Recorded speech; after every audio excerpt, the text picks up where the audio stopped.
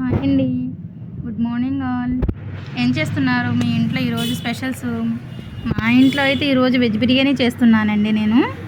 So ముందు veg బిర్యానీకి కావాల్సిన మసాలా వేసుకోవాలి. అంటే లవంగాయి, చెక్క, మరాఠీ మొగ్గ వేసుకొని కొంచెం సేపు వేయించుకోవాలి బిర్యానీ ఆకు. నెక్స్ట్ దాంట్లో కావాల్సిన వెజిటేబుల్స్ కూడా వేసుకొని కొంచెం ఉప్పు వేసుకొని మగ్గించుకోవాలి. ఈ ఉప్పు వేసుకోవడం వల్ల ఏంటంటే కొంచెం వాటికి ఉప్పు అనేది కొంచెం పడితే బాగుంటుందన్నమాట, స్పైసీగా ఉంటుంది ముక్క అనేది. సో దాంట్లోకి కొంచెం పచ్చి బఠానీ వేసుకుంటే ఇంకా బాగుంటుంది అనమాట. నేనైతే అవే వేసాను. సో కొంచెంసేపు మూత పెట్టి మగ్గించిన తర్వాత సో కొంచెం ఇలాగైతే పీసెస్ అయితే కొంచెం సాఫ్ట్గా అయిపోతాయి అన్నమాట. టమాటా అనేది చాలా సాఫ్ట్గా అయిపోయింది, చూడండి ఎలా ఉందో. నెక్స్ట్ వచ్చేసి దీంట్లోకి కొంచెం అల్లం వెల్లుల్లి పేస్టు, కరివేపాకు వేసుకొని మసాలా ముక్కలకి పట్టేలాగా బాగా అట్టు పెట్టుకోవాలన్నమాట. అల్లం వెల్లుల్లి పేస్ట్ ఇక్కడ నేను 3 స్పూన్స్ తీసుకున్నానండి.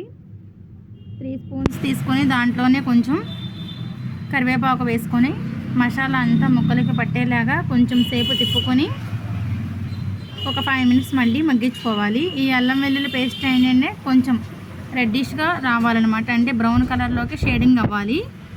సో ఇట్లాగా ఈ వీడియోలో చూపిస్తున్న విధంగా టర్న్ చేసుకుంటూ స్లోగా ఉండాలి. బంగాళదుంప పీస్ మాత్రం అస్సలకి స్మాష్ అవ్వకూడదు, పీస్గానే ఉండేటట్లుగా లైట్గా అనుకుంటూ ఉండాలి.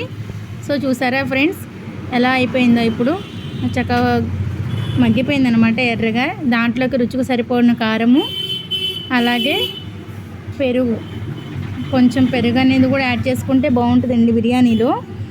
లైట్గా ఒక 2 or 3 స్పూన్స్ అనమాట పెరుగు యాడ్ చేస్తున్నాను నేను ఇక్కడ. నెక్స్ట్ దీంట్లోకి కొంచెం పొడి మసాలా అనమాట. ఈ పొడి మసాలా నేను లవంగాయి, చెక్క, జీలకర్ర, అలాగే యాలక్కాయి వేసి మసాలా పట్టానండి. ఇంట్లోనే ప్రిపేర్ చేసుకుంటాను నేను ఇది.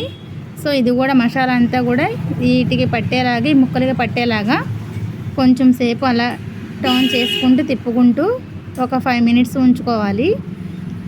సో ఇట్లా ముక్క అనేది అస్సలకి స్మాష్ అవ్వకుండా ఉండాలన్నమాట, అట్లాగైతేనే బాగుంటుంది అనమాట. నెక్స్ట్ ఇక్కడ నేను ఒక లోటా గ్లాస్ బియ్యం తీసుకున్నానండి. ఇక్కడ నేను కొంచెం రైస్ తీసుకుంటున్నాను. సో అంటే 2 చుట్టాలు వస్తున్నారులేండి, సో అందుకని నేను ఎక్కువ క్వాంటిటీలో బియ్యం అనేది తీసుకున్నాను నేను. సో ఒక లోటాకి 1.5 లోటా వాటర్ అనేది యాడ్ చేసుకోవాలి దీంట్లో. సో వాటర్ అనేది యాడ్ చేసుకున్న తర్వాత ఇంకొకసారి తిప్పుకొని మూత పెట్టేసుకోవాలి. చూసారా ఫ్రెండ్స్ ఎలా ఉందో ఇప్పుడు ఇది? చక్కగా క్యారెట్ ఉడికిపోయింది, బంగాళదుంప ఉడికిపోయింది, మనం వేసిన వెజిటేబుల్స్ అన్నీ కూడా చక్కగా స్మాష్గా ఉడికిపోయాయి సాఫ్ట్గా. సో మూత పెట్టేసి ఎసరు అనేది కొంచెం తెరిలిన తర్వాత బియ్యం, నానబెట్టుకున్న బియ్యమని వేసుకోవాలి అందుట్లో ఎసరులోకి.